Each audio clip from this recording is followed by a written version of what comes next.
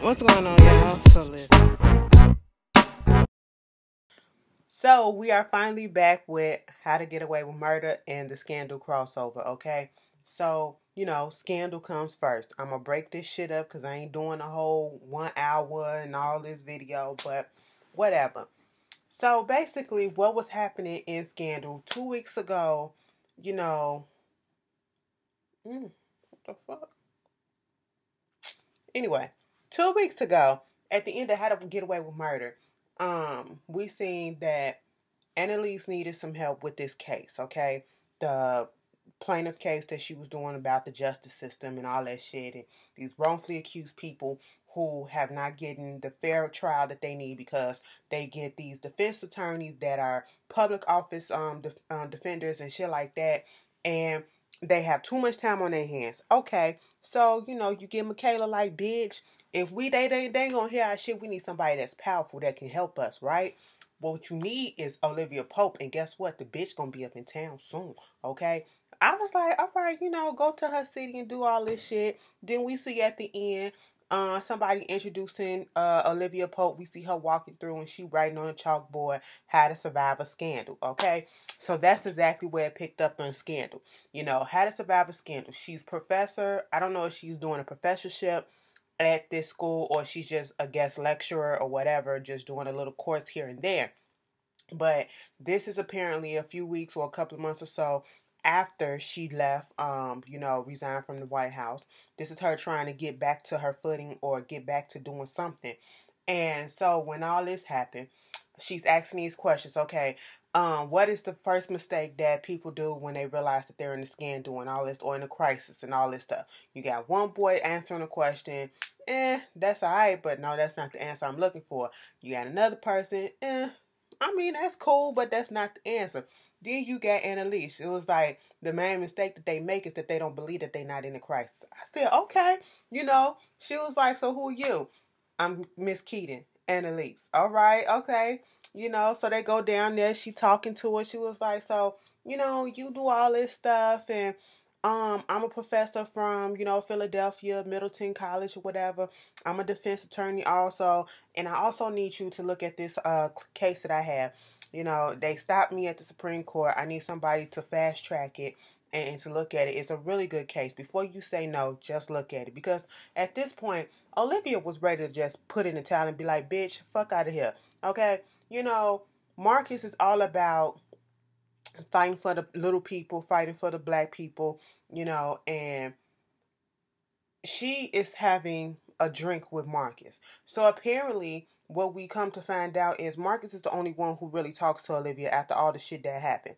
All right, and it's understandable in a sense because technically, Marcus really don't have that much of an allegiance to anybody else in OPA or now QPA because he was there for Olivia. Olivia's the one that helps him. Olivia's the one that got him out. I don't feel like, he betraying anybody by saying, by still talking to her and doing all this shit. No, he doing his own thing and, it's better me than you. You better him than me, okay? Because, bitch, once I realized that you can have me killed, but then again, they all should have known that. And one thing that I couldn't stand about this episode is everybody was trying. Now, bitch, I be talking shit about Olivia, okay? Olivia needs to have her shit come home to roost and all that shit. They need to call her out on her shit. But the way that they calling her out and trying to treat her and icing her out of stuff, it's like, well, bitch, y'all did the same thing. Y'all got murders underneath y'all belts too. And I know goddamn well, Abby, your ass, they iced out Olivia so much longer than they did Abby. And Abby literally almost had Huck killed. Okay?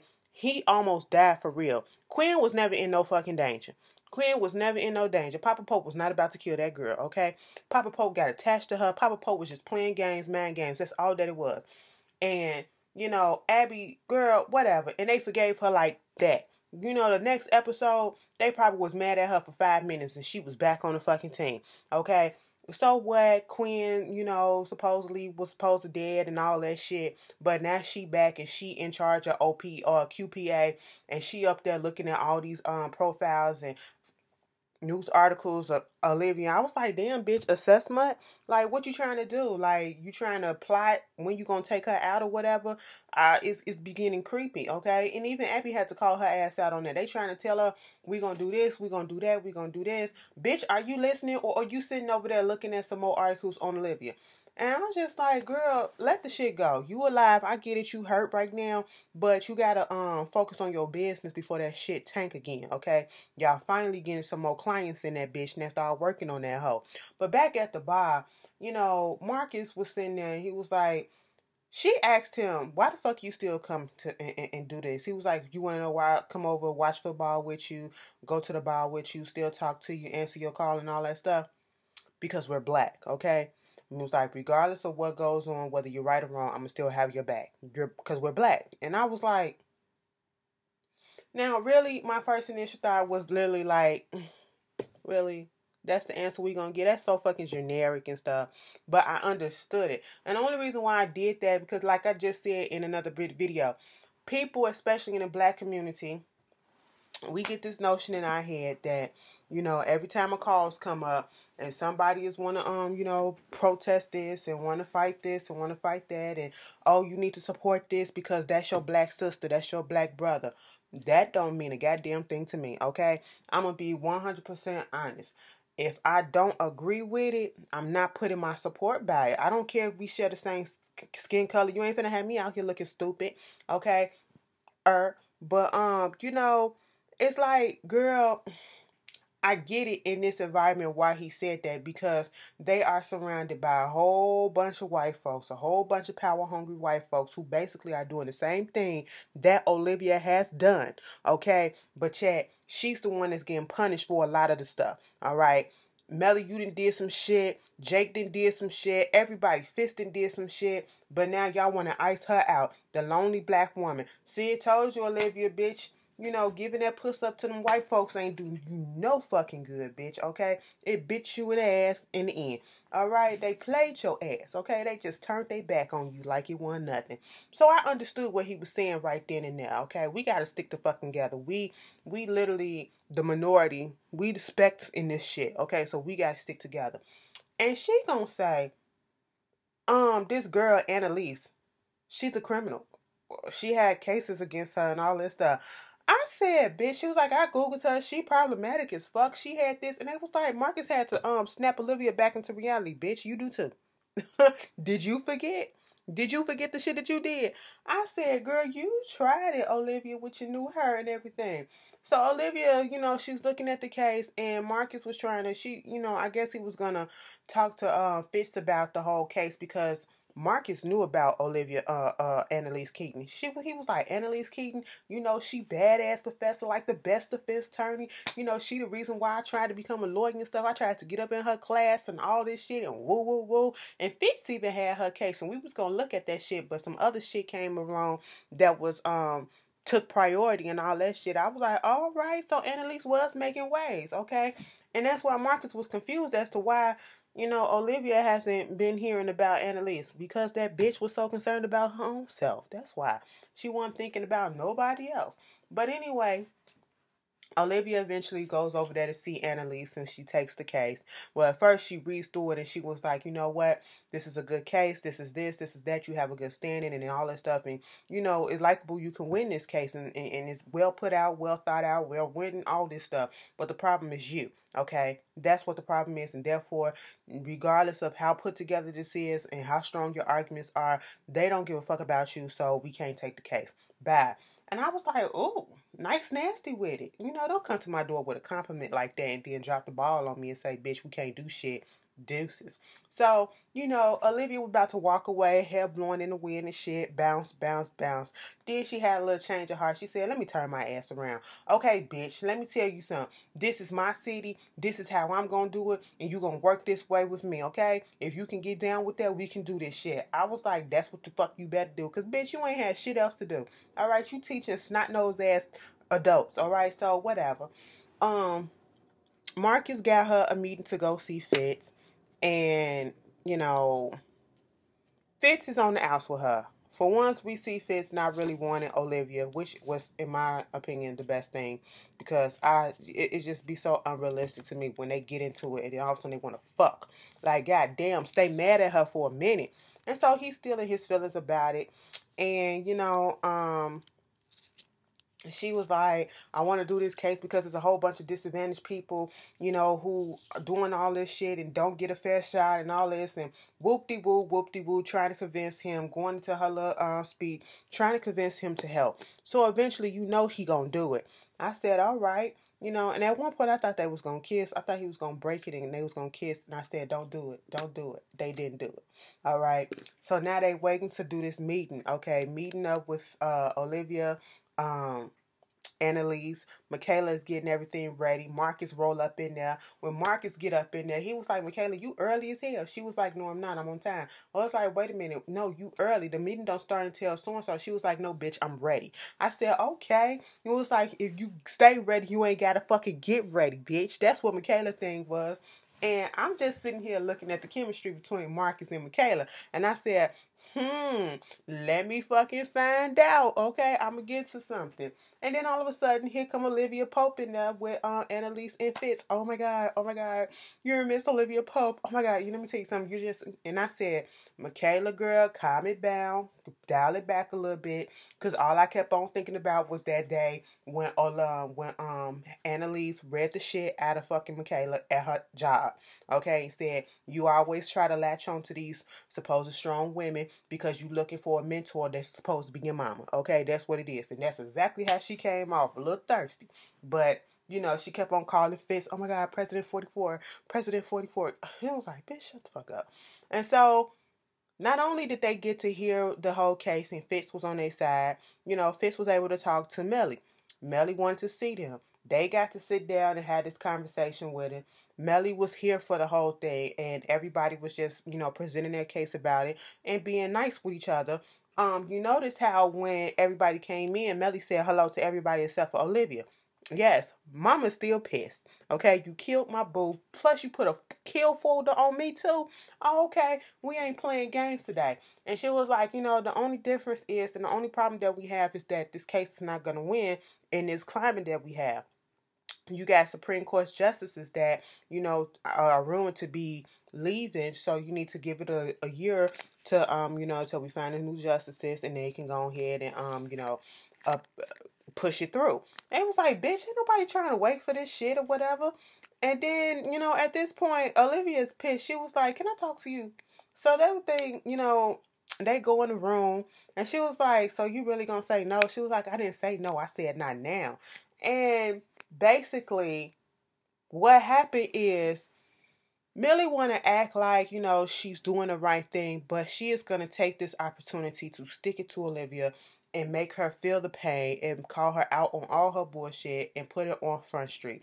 She's over here being petty as shit, and now it's so fucked up that because of the shit that went down between the White House and Olivia, they want to play dirty, and Annalise is going to get caught in the crossfire because they got to get this 4x4 rule. They got to get 4 people on their side to hear the case out, to get it to the fucking court.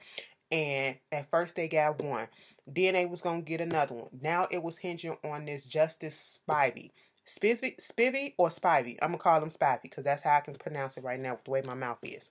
And she gets QPA involved, and of course Jake want to come up in there. Like I said, damn, Jake, you was so all about Olivia. You wanted that girl. You woke the fuck up one day and you said, fuck that bitch.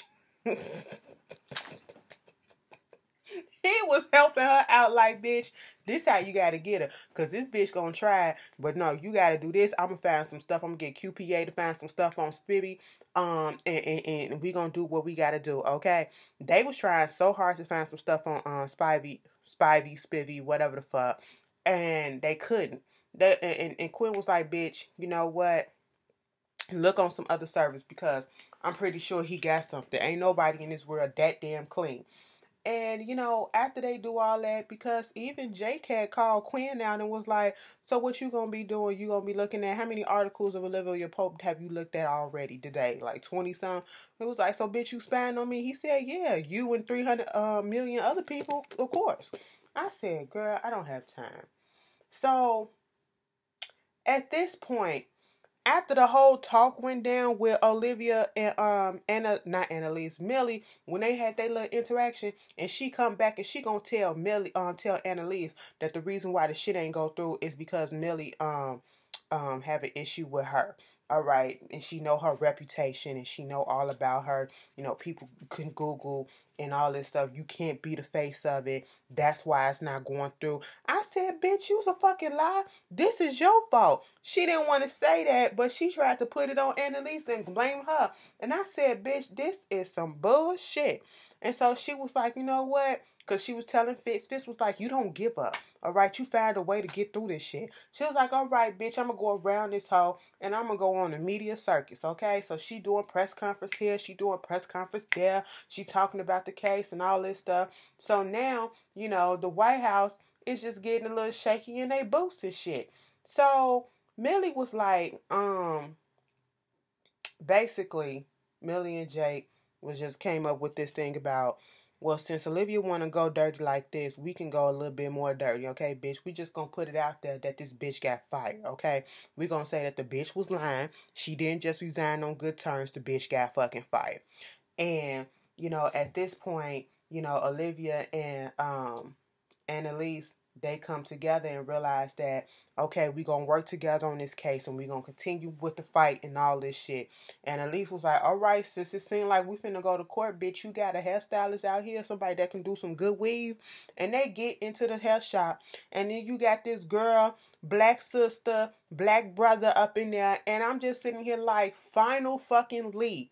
We get a real ass scene, no matter how fake Olivia was. Olivia look uncomfortable as fuck. I'm gonna be real. She look like she got her shit. She always get her, the way she was sitting up in there, it was like she always get her shit done by some white girls, like on Love After Lockup, when that white girl was putting in Andrea weed. That's what it looked like. But okay. But I said we finally get a sister girl moment with fucking Olivia Pope. Like, she is sitting down with some girlfriends or whatever. She kikiing, you know, we having a good ass time, got the feel of a real ass, you know, moment. This is what happened in the beauty shop. Okay, the beautician, the hairstylist, she over there just talking about her family and how they doing this and doing this shit. And Annalise, girl, you know, we always got that one cousin in the family that do this shit and do that shit.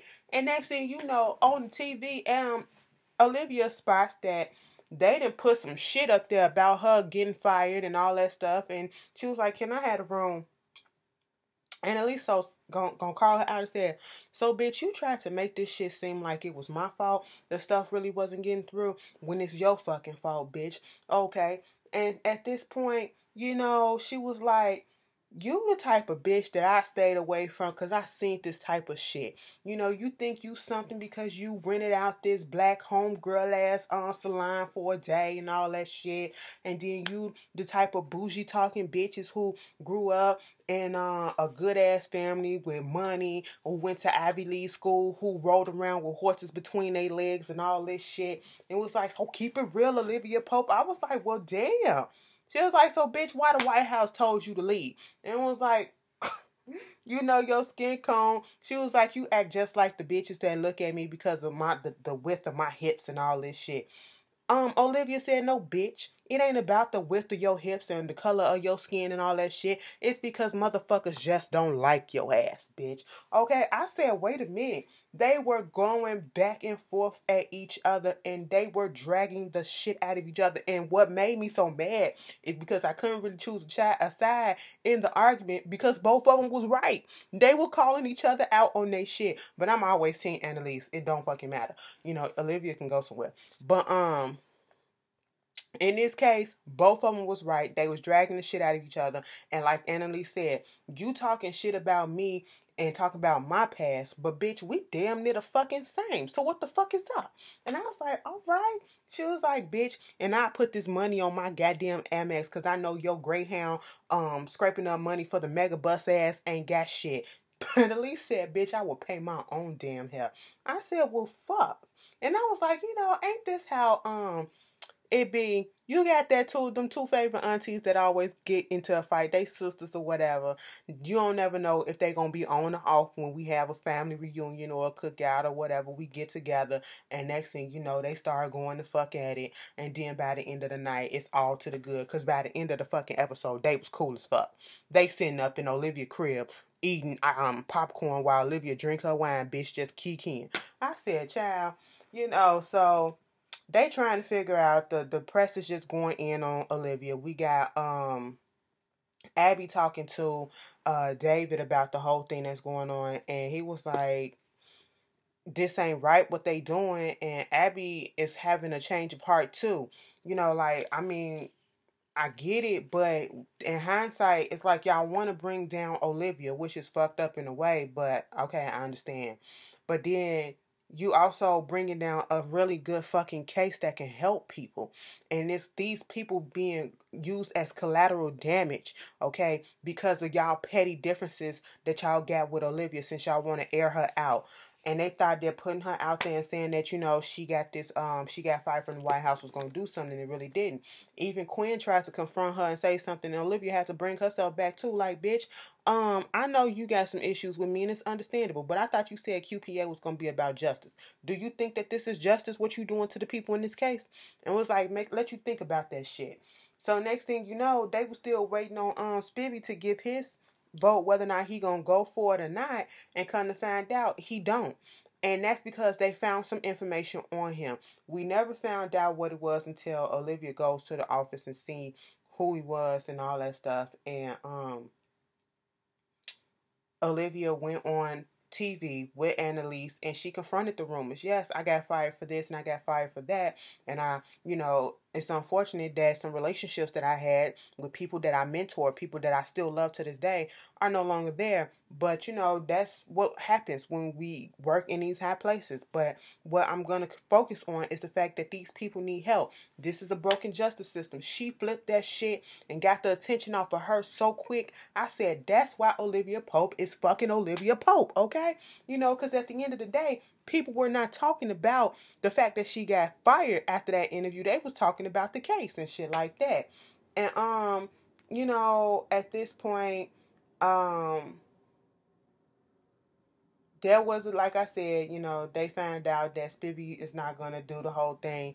But Olivia comes into the understanding and the reason why.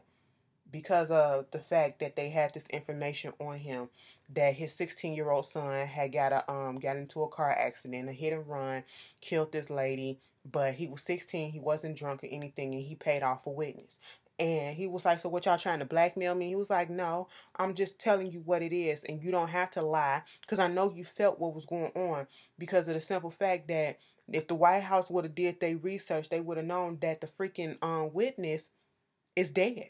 So whether or not it comes back on you, they can't prove it because the witness is dead. So you can make your judgment the way that you want to, and you can do it the right way. And so I guess, of course, everything's gonna work out in that sense. Now let me just we get this scene at the end with Annalise and Diane. Why the fuck I call her Diane?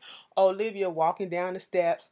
And they was like, we gonna be working together. You ready to do this shit? They was like, sister girl powers, unite. Wakanda forever. That's what it was like. And I was like, okay, badass coats and shit, bitch. I was like, all right. She got her gray on. You got Annalise with her yellow on, popping on her skin and shit. I said, come through. Hair's all done. But let me just backtrack and go to this part. Michaela and fucking Marcus. They was in the bar, they was talking, they was vibing, they was drinking it up and stuff. And she was like, oh my God, how can you drink this? You always come here?